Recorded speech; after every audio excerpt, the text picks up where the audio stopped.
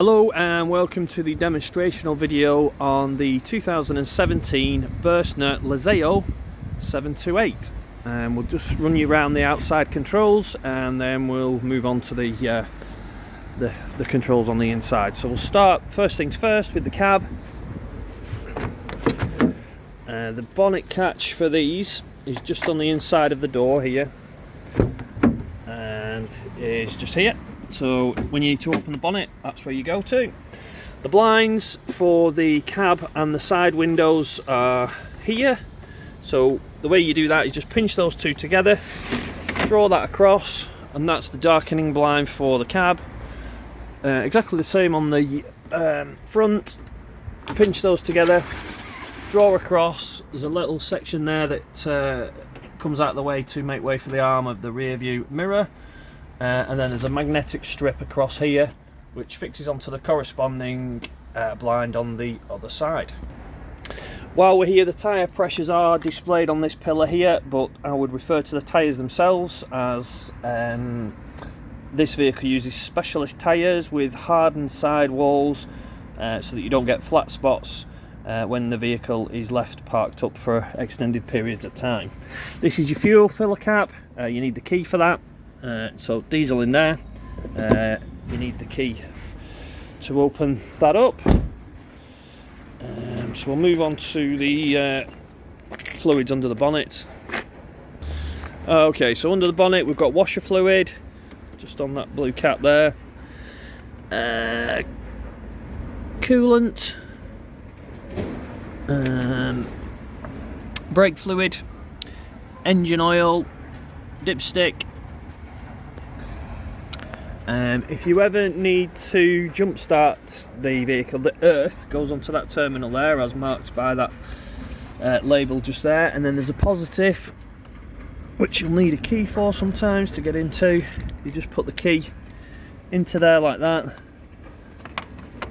and then the positive goes onto that metal tab there. So your jump leads, positive onto there, and it earths onto this. So moving on around the outside of the vehicle, then the main controls will run through these for you. This service hatch here,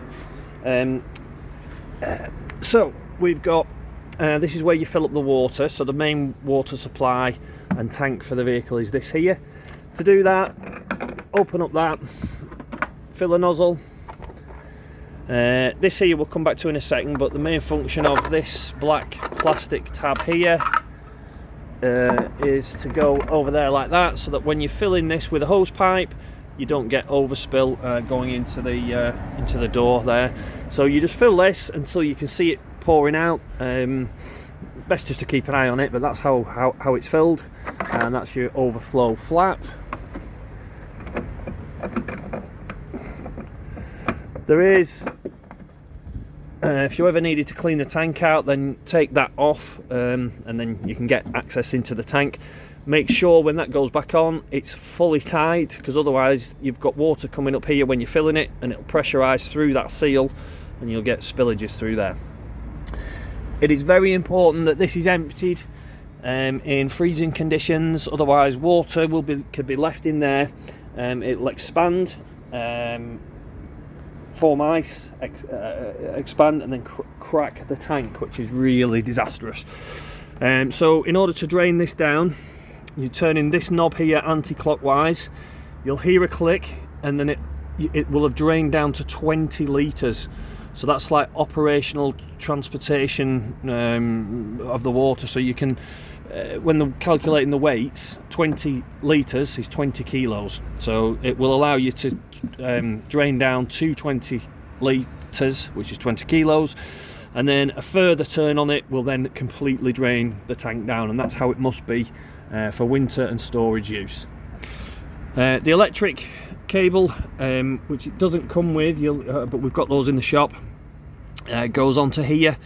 So that's the mains feed into the vehicle, and then there's a little notch cut out here to allow the cable to go in through there, and then allow you to close the door so that you can have that door closed while the cable is being fed through into here. This is a drain down valve for the boiler. It's thermostatic. If the temperature reaches 60 degrees or below, then this will be activated and it will drain all the water from the boiler. And that is the closed position. You must also press that button in on the front as well. So the operational position will look like that. That is open and will drain all the water out of the boiler, so you won't get any water through your hot water taps. In addition, there's another lever there which drains the residual water from the pipe work, which again needs to be protected if there's residual water left in the pipes, and that freezes, it will crack the pipes. So that is open, that is closed, and it'll go either way. So that's closed in a horizontal, in vertical it is open. The other little handle that was securing that flap in place is for the drain of the wastewater, which I think is just there. So that's where the wastewater comes out of that pipe there, and then this little key goes onto that there, and that allows you to then open the drain valve. That allows you to open the drain valve for the wastewater tank. So everything that goes down the sink, down the shower, ends up in that tank, and that's how it's drained. Again, must be drained down for winter use. The little handle clips back into here to keep that in position. Next one along is the gas locker. So 2 gas bottles can be put into here. These straps retain the bottles in position. This pipe here is a flexible pipe that attaches the gas bottle to the actual vehicle itself. So that end is screwed onto the top of this pressure regulator, which is in line, and that regulates the pressure. And then the other end, which is the one with the black disc on it, this one, that goes into your gas bottles, and it's a reverse thread into the bottles. And then when the bottles are sitting in here, you've got a tap on top of those to allow you to stop the gas flow into the vehicle. In the middle of those 2 lockers is the chimney for the boiler. It will expel steam from this. So in winter you'll see condensation rising from this. It's nothing to worry about. It's just if you've got the boiler on gas in particular, it will expel steam from that area. Okay, so around the back of the vehicle then we've got the reverse camera mounting just there. Needs to just be kept free of debris and kept clean.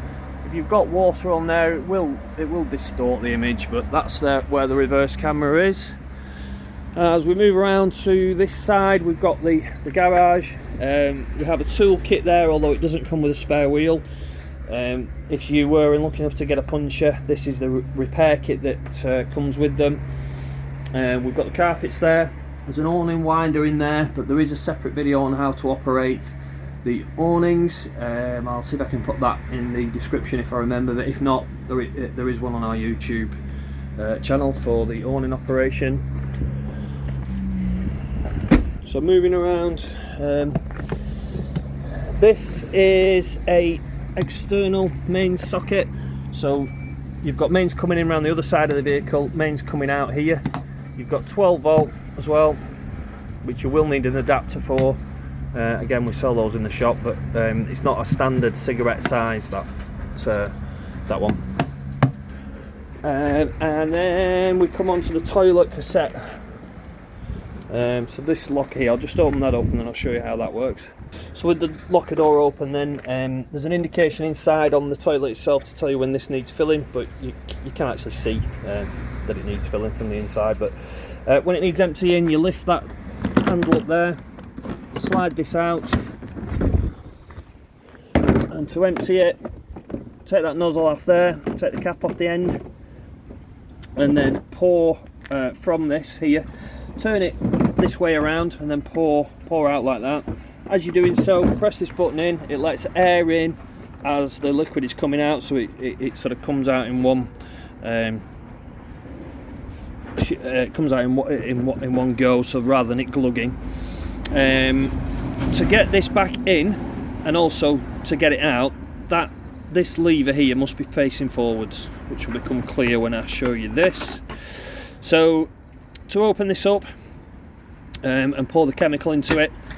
You undo that, pour the chemical into there, the blue chemical, again we sell that in the shop. Just to line the bottom of it with a little bit of water, swill it around once you've emptied it, and then it's good to use again. Line that up, slide this back on, and slide the cassette back into its position. It does have wheels on the side and an extendable handle so that you can wheel it off to the disposal point, which they've got on site. Just make sure that's clipped back in before sliding the cassette back into position.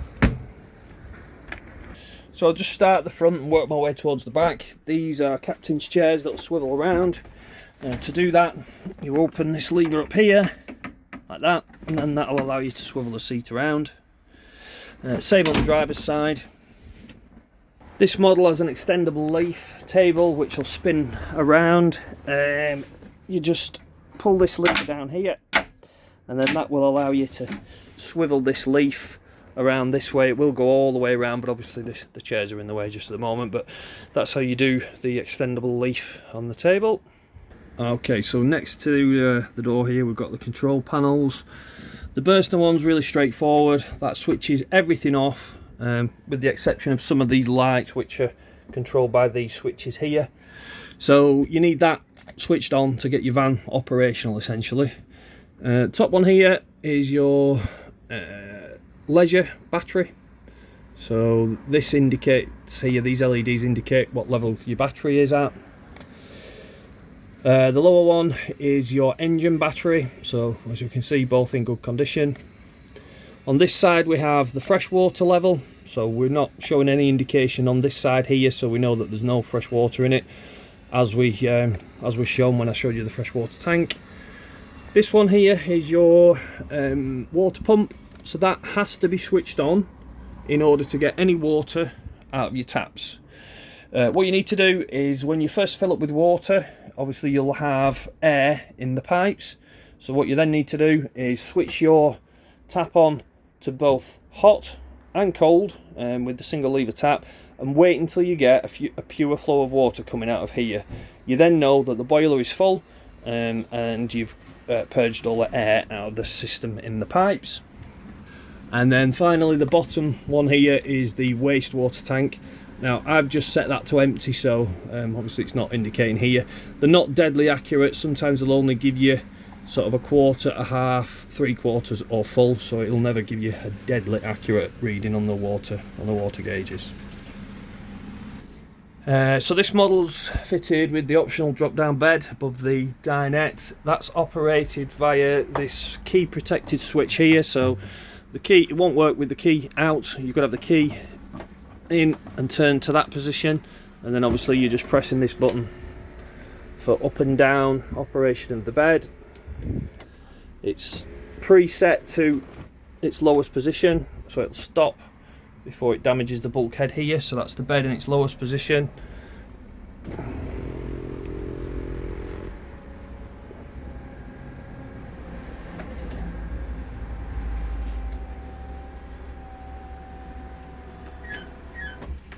And that's the bed retracted.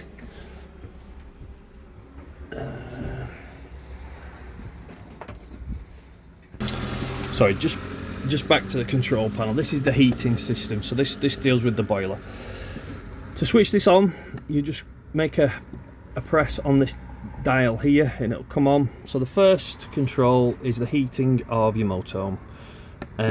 So make another press on here, select the desired temperature, 22 degrees room temperature, and then that's the heating of the motorhome. Next one along is the heating of the water.